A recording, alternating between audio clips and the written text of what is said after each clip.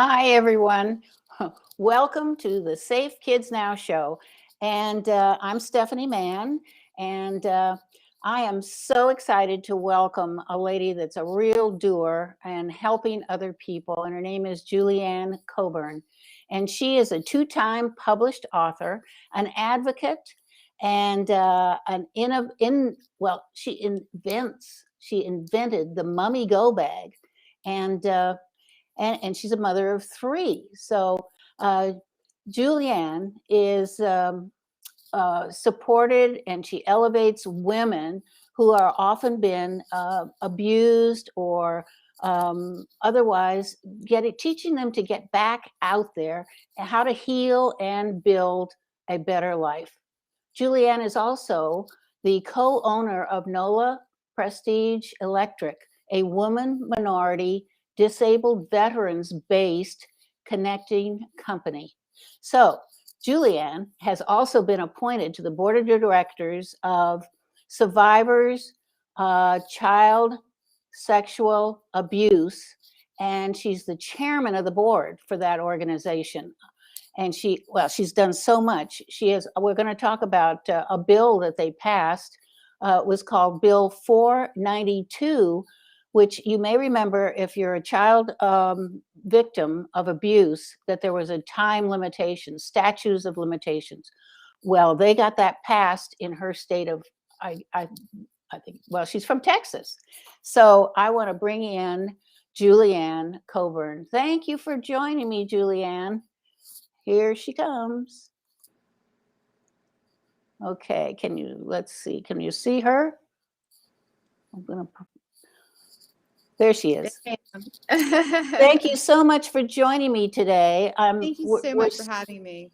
Well, I'm so excited to have you join us for the very simple reason that you are doing what needs to be done, because we have so many young people that we need to educate about child abuse. We have so many parents that need to have more information about what they can do. And tell us a little bit about your story, because I know you yourself you were a victim. So how did that? Yes, what ma'am. happened? At the age of 17, I was raped. I did skip kindergarten.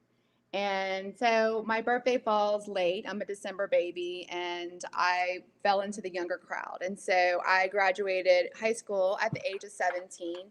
My father had got me an apartment. I moved in with a girl that I had knew, and I found myself in a very, very rough place, very vulnerable. We had older guys living next door to us, 25, 26 years of age. We thought it'd be cool to hang out with them. Next thing you know it, I was drugged. I awoke to my perpetrator on top of me, raping me. I immediately screamed. So sorry.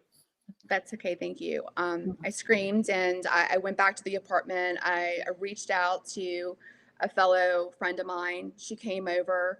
She urged me to go to UMC, which is the charity hospital, to get a rape kit test done. We did do that. I did get afraid, though. Being 17, when the nurse was like, well, you need to tell me who this was, because he was a pharmacist. And so I did share that. And she's like, you need to prevent this. I freaked out because I didn't want my parents knowing. So I immediately left, literally.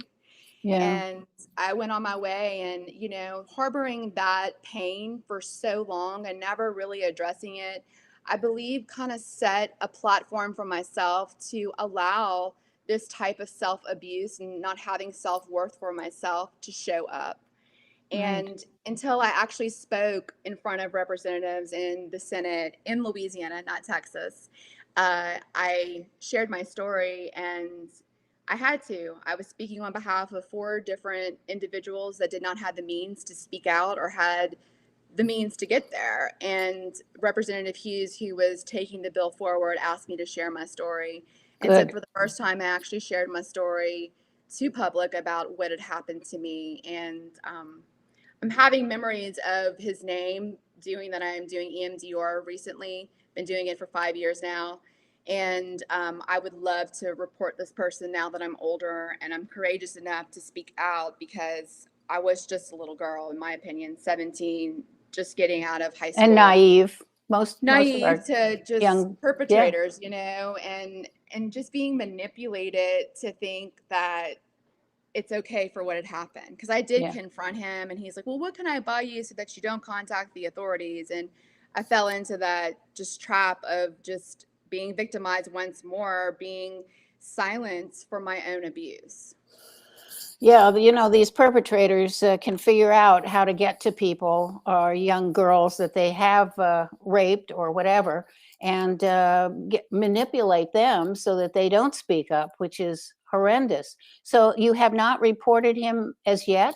Is that what you're No, I saying? have not reported him as yet. I definitely want to get his name. So I've been doing some research of Okay. who I lived with at the time and finding out. Like, I remember actually I'm not going to say his name, but his room, the guy that was living next door to us in the apartment, I do know his name. So I had Facebook requested him, and I haven't got anything back because I definitely do want to get the correct name, if that makes Right. sense. Because of course I never would not want to report someone that's not true.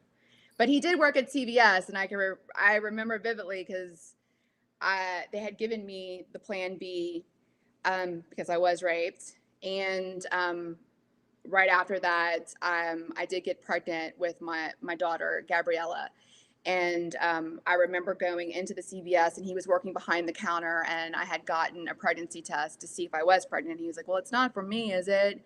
And I'm just like thinking, like, memories that you have that come Yeah. back that you've repressed due to trauma, they start to come up, and it's like, why didn't I'm such a courageous person. If anyone who knows me, I report things, I say no, I speak out, I utilize my voice, and to be silenced is just saddening to myself and to my 17-year-old self at that time. And forgiving that 17-year-old, knowing that she didn't have the tools that I do currently have now.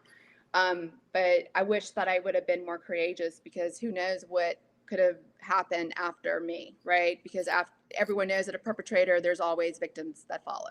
That's exactly right. You mentioned the name Gabby, and that reminds me of the current story in the news, Yeah. which is about Gabby, and her perpetrator, who was her fiance, her boyfriend. Not only who knows what went on with them, but it became an abusive relationship.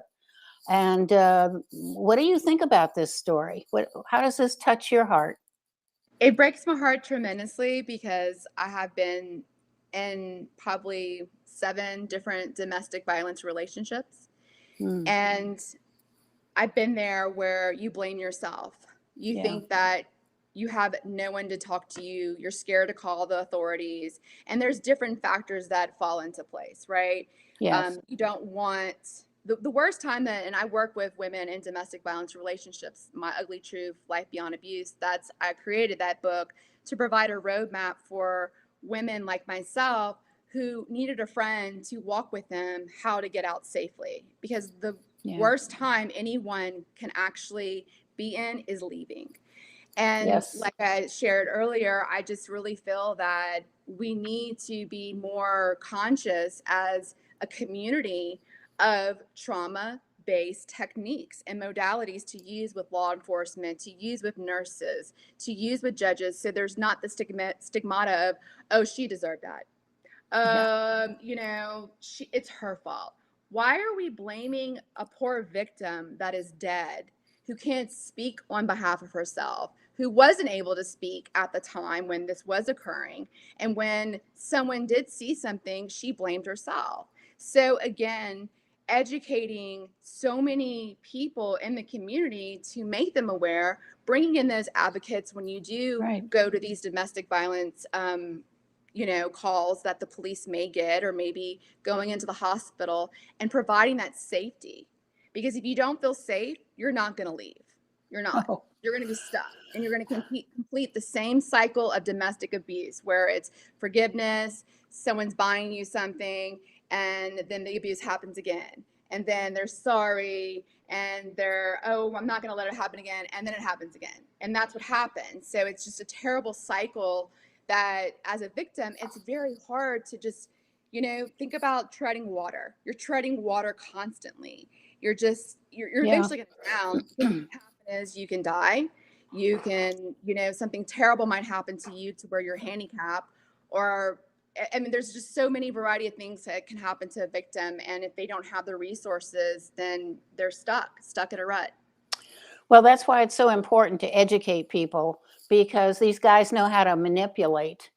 And it's not like it doesn't happen to boys too, but Absolutely. the greatest number are young women. The greatest number of victims are young women. I think it's what, 1 in 3 women is, I believe so. And then it's 1 in 6 for boys, I yeah. believe.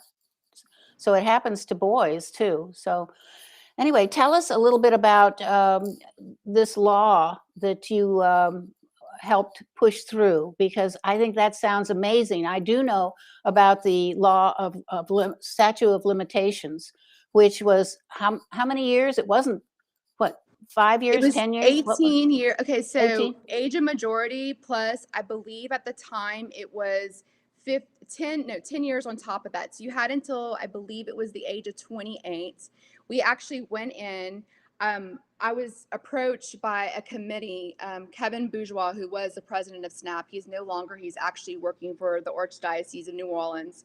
He phoned me up and was like, hey, we are collaborating with Catherine Robb with Child USA.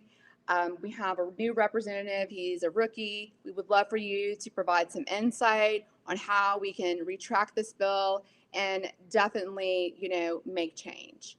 So long story short, we began meeting, I think it was in November, and other organizations started to tag along, and it was just literally like the faucet had turned on and victims were coming out of nowhere to share their stories. Good. And we went in, we spoke in front of the representatives. There was a roadblock because the representative had made a deal with insurance lobbyists stating that they would not let a look back window for survivors. And so he gave his word. And as a politicians give their words, and they didn't want to, Yeah. definitely take that back. And so we really thought the bill was dead. It's a Catholic state. Our governor's Catholic, our attorney general's Catholic. There's now the bankruptcy court for the archdiocese of all those victims who are suffering from their perpetrators of the priest. And we really didn't think that it was going to move, but sure enough, it got pushed in front of Jude, where I spoke. I told my story, and I told 4 other women's stories. One's a human trafficking case, and the other 3 were childhood victims. And you literally could hear pin drops from these survivors speaking out, mothers, past survivors that wouldn't even have a day in court. They just wanted to be heard, right? And unanimously, the senator said, hang on, there should not be any type of age limit. It should be Right. infinite. And so we were like, what? And we're like, it's definitely going to die now. And sure enough, by the grace of God, it passed. And it was the most triumph That's feeling I've ever had, being a survivor and being a thriver that I am now. Looking back to 17-year-old self, I would have never thought that I would be in front changing laws and providing the availability for the kids of the future and the kids of today to be able to know that they can have their day to speak out for what had happened to them. That's amazing, because people don't realize how powerful they can be. But it does take work, and it does take persistence. And you obviously stayed on it, and so did the people that you were working with. So, I, I give you lots of credit for that, because it's not easy. Anytime you're trying to pass a law, there's all kinds of roadblocks in your way. So congratulations on getting Thank you. that passed. We invite our listeners to ask questions. And I do have a question here for you from Cecily. And she says, how do you like the activism around the Me Too movement? Well, I think it's kind of died out, to be quite honest. yeah. I think it's really sad. I was reading an article about who is the woman that's in New York with the guy that died that had the island. I cannot think of his name. Oh, yes. Oh gosh, I'm having a roadblock. Well, with him, she's in prison right now, and Yes. they're Does paying. it begins with a G, Gazelle, or I can't think of it. I'm gonna have to yeah. Google it. I actually am gonna Google it because my daughter is big into the whole Me Too movement, but gosh, they had a documentary that I was watching the other day on it. Well, anywho, I think that it's a shame that these plaintiffs, these defendants' attorneys are paying the survivors off so that their stories can't be used against her. So she has a lesser sentence because, in my opinion, I believe that she is just as fault as the Yes. perpetrator, because she was grooming young women to come in so that they could basically traffic these young girls out to politicians and high level of authority people for their own gain. And they So did that for years. It wasn't just absolutely, one or two times. no, this went That on was a for like, business, a it's very disgusting. profitable business. Mhm. Oh my goodness. So anyway, I wanted to move on and ask you also, what type of work are you doing for survivors at this point right now in your advocacy work? I joined and I was asked to be on Survivors Against Childhood Sexual Abuse. Richard Windman is a survivor. He actually worked for SNAP. He was one of the youngest victims to come out for the Boy Scouts of America. And he created this organization so that it's a platform for all survivors, not just victims of possibly constitutional organizations or maybe, in sexual abuse. It's all. And so we have a men's group on Saturday that happens, and then a women's group on Sunday.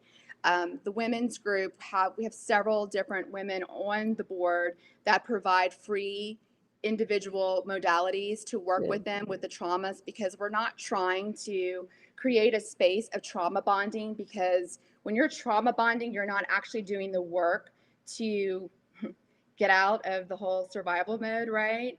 So we give tools and techniques for them. And if we feel that there is some type of mental instability, we refer them out to a therapist or a psychologist. And yes, I do understand that most people don't have means of insurance, but there is ways to get disability. There's ways to get on that so that you can have free health care, so that you can seek the mental health that you do need. Well, that's wonderful because are you finding a lot of people in this same boat? Yes. I never knew that there was so many. Another one of my jobs, I was brought on to my cousin. He's a mass tort attorney in Houston, Texas. And he called me up one day and was like, "Hey, I need some help with the case." And I'm like, "I don't know anything about pharmaceutical drugs." And he's like, "No, the Boy Scouts." And I'm like, "Oh my gosh, you're working with that population? That's a very delicate population." And starting in last October, I probably have spoke with over 500 different victims who had been victimized through the Boy Scouts as young boys. And that population, I just feel that they're not going to speak out about it. I had clients that range between 85 years of age to 23 years of age, and they were embarrassed to share their story. So I've heard it all.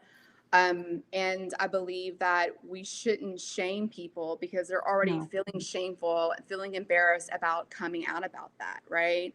Absolutely. And that similar story as with the priests that violated children. But we're going to take about a 30-second break, and we will be right back with more information from Julian Coburn in 1 minute.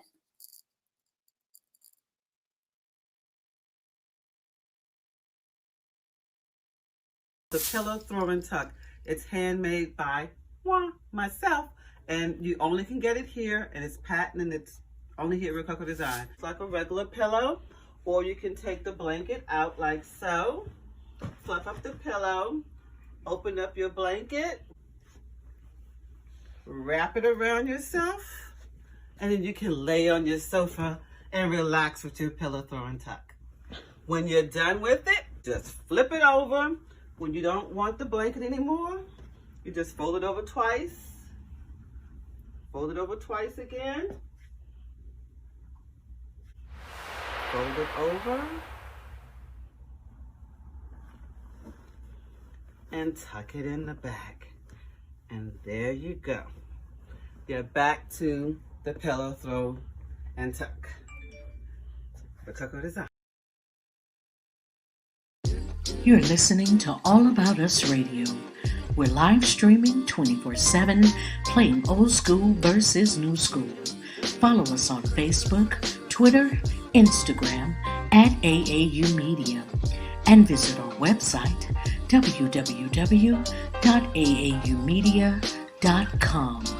Call us at 1-833-369-1444, extension 1, and leave us an inspirational message or request. You're listening to All About Us Radio. Well, we're back, and welcome to the Safe Kids Now show. And we're talking today to Julianne Coburn, and she is a two-time author. She's also an advocate and an inventor of Mommy Go Bag. Okay, since we're talking about kids and so forth, I want to know, what is the Mommy Go Bag? So I created the Mommy Go Bag 4 years ago. My husband, he's a 30-year war veteran, and we were on our last deployment. We were heading to Washington, D.C. to get his orders from the president at the time.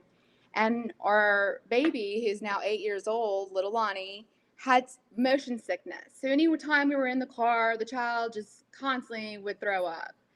And Dear. being a mom where I have a child that's literally, the age gaps are very wide, 21, 16, and 8. So they're very, different.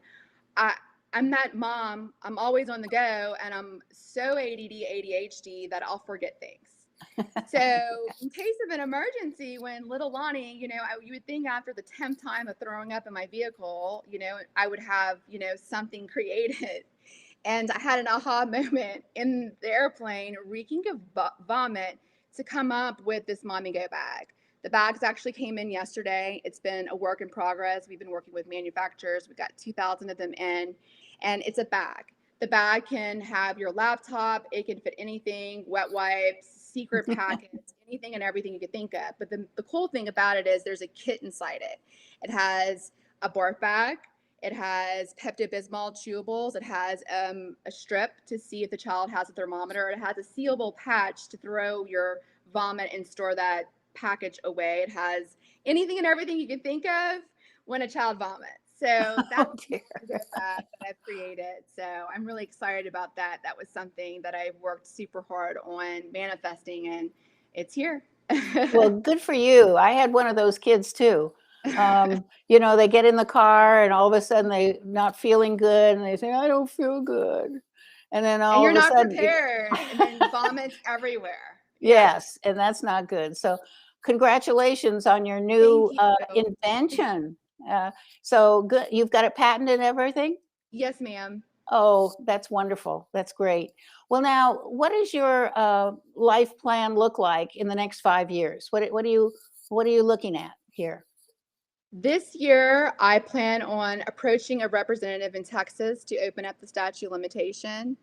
So I'm trying to work at least one SOL state that has been barred, and they're making you, choose 28, 18, 21, whatever that date is. I would love to see the new wave and the movement of all of these states being open, and Yes. to provide that ability that survivors can speak out in every single state, because it's going to be very hard for me to tell these Boy Scouts of America that, sorry, this case that you have with bankruptcy looks like it's not going to be able to go any further because your state has barred the statute of limitations. So I'm very dedicated into the work of meeting with politicians that are willing to hear survivors.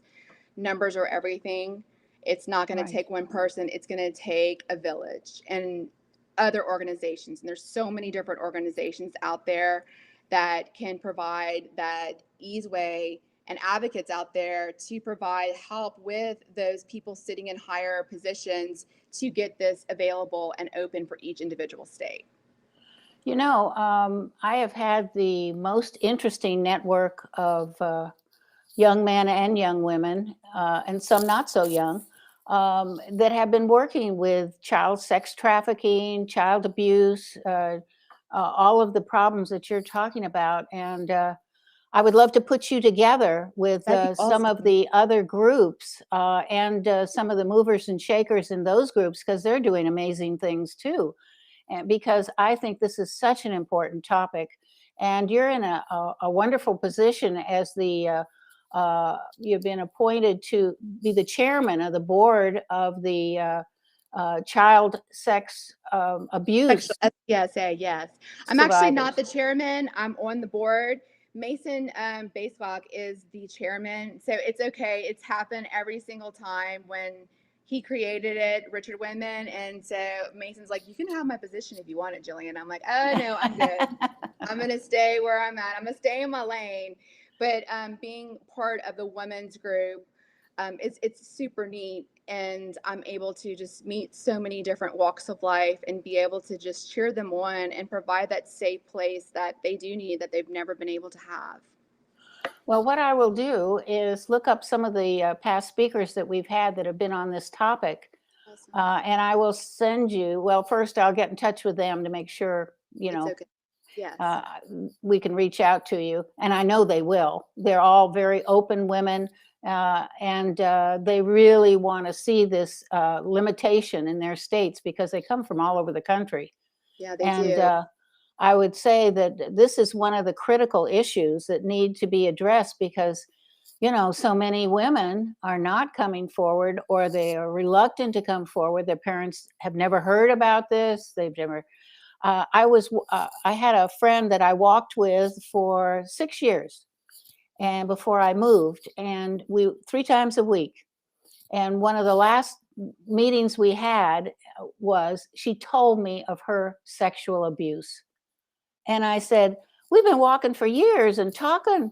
How come you've never told me?" And she said, "Well, I was so uncomfortable with the topic." And she said, "I didn't think anybody cared." And I said, but she wasn't alone. There are so many women that have been victims that haven't spoken up. So more power to you on the work that you're doing. And we'll see if we can't help extend this beyond Texas. So Texas is already voted and passed that law, or it's in the No, it process? definitely isn't. Anna Johnson was a representative that walked the bill and presented the bill last year, and it didn't get where it needed to go. And so Richard and I are working with I went through all of the representatives in Texas to kind of get a feel base of who is the mover and shakers in those areas. And so we kind of spotlighted a couple of them, and we're going to be having meetings to move forward for next session, because I think that this is something that needs to be in the forefront of Absolutely. Good. getting these victims the availability to seek justice, because it's not okay. It's not. No, it's definitely not okay. And some of these perpetrators have hundreds of victims. Yes, they do. And most people have no idea that, these are. Well, let me just ask you a question here on my own. I think Hollywood has a lot to do with the sexualization of American kids. I agree And with you. It's fluent.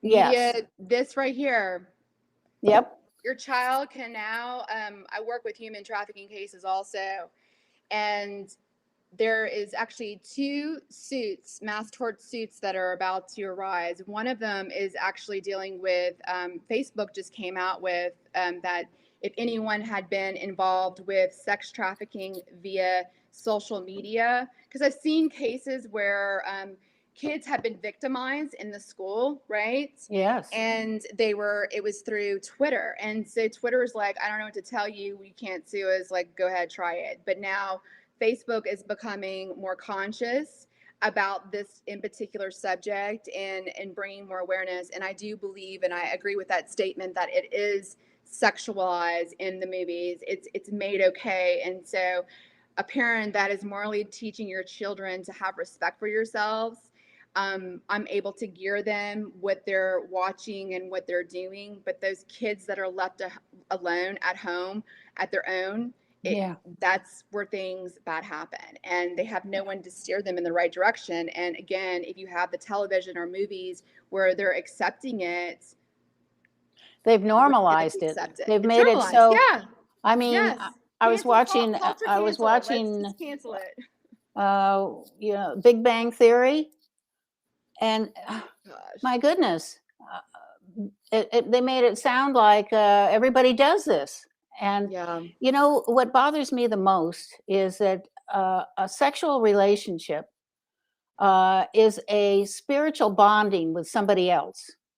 And we never talk about that. We don't even talk about the spiritual aspect of it. And as a Catholic, that this is not right, and it is not, should never be casual sex. There should always be an emotion, because it's an emotional involvement. And parents have to wake up and turn off the TV, write letters to Hollywood, write letters to their news media and say, enough is enough. You've sexualized my children long enough, and we're going to put a stop to it. What are your thoughts on that? I couldn't have said it better. I'm very proactive in all of my children's lives, especially the girl. And I would, I'll give you a quick story on that. I had actually a coach. I would do checks, like phone checks, and I would go through social media just to see what you're doing, because, you can't let these high schoolers think that they're in control of their lives, because they're little kids, honestly. Yes, they are. Adults, little small children. And I noticed that a coach was Facebook messaging my daughter, and I'm like, what the heck is going on? And so I immediately went down to the high school, and I'm like, what is going on? Who is this coach? And he's like, well, actually, he's another coach at another school. And I'm like, I was a teacher at one point in my life, and I'm like, I know you sign a policy that says that you cannot contact XYZ outside of school, like you're crossing boundaries. And and the coach, that principal was like, well, we'll get to it. And like, it went all the way up to the superintendent, and the superintendent had him withdraw. And then her father had filed suit against the guy, but being that I had stopped it, because it was getting to the point where he's like, can I have her Snapchat? And Snapchat things erased, so you don't ever see that. And so, and we had Red Laurel's, which is in Lafayette, Louisiana. It's a huge gym that everyone goes to in the town. And he was like following her, and it was just super weird. And if I wasn't so proactive in checking those phones, making her aware that, hey, it's not okay. This is your body. You should respect it. Have some self-respect. Come to me if it doesn't feel right, because a lot of times we're not teaching those kids those life skills of, if that feeling is not an okay feeling, it's probably 9 out of 10 is not okay, right? No. Go with your gut. And I think we need to teach our children to understand that, hey, even if this is going on, to have a safe person to go to. And I agree. I think that we need to just be very proactive in our children's lives, in our communities, to educate those that things need to be monitored. We can't, Absolutely. These are little human beings that are just watching what we are doing. So if it's okay, then they're going to just do it, right? So what happened to the Leave It to Beaver type of television that was on? Where did things get misconstrued that our spirits and our dignity is no longer important to share with the holy matrimony, right? Right. Where did that stop? So again, I question it. I definitely instill it in my home. I'm a Christian, and I just believe that my mom would always say, you're engaging, and when you're having sexual intercourse, your spirits are then uniting. It says that whenever you are getting married. So we have to be very mindful about what we are doing, because if we connect with those wrong people, I've been there, I'm a testimony of it. It's going to just create habit. It's going to create negativity, and it's going to create you in a pitfall of mistakes of trying to pick yourself up of this grave that you just created. So that's what I have to say about that. Well, I have another question here for you. And this is a good one. How can we turn back the hypersexualization of children? Take those phones away from your kids, that's what Christopher Duff said. Go outside and ride a bike and, enjoy nature. There's so many things to do. But it's interesting. There's another job I had as a teacher. I taught in Louisiana at a school where Bobby Jindal was the governor at the time, and we had children that ranged between 7 to 17 years of age, and they were a warden of the state. So I worked with judges, I worked with probation officers, and I was their teacher. And there's 3 types of kids per se, right, that go on to inflict others, that were, they're predators themselves. They inflicted sexual abuse onto someone, and that's why they were in this program that he had created.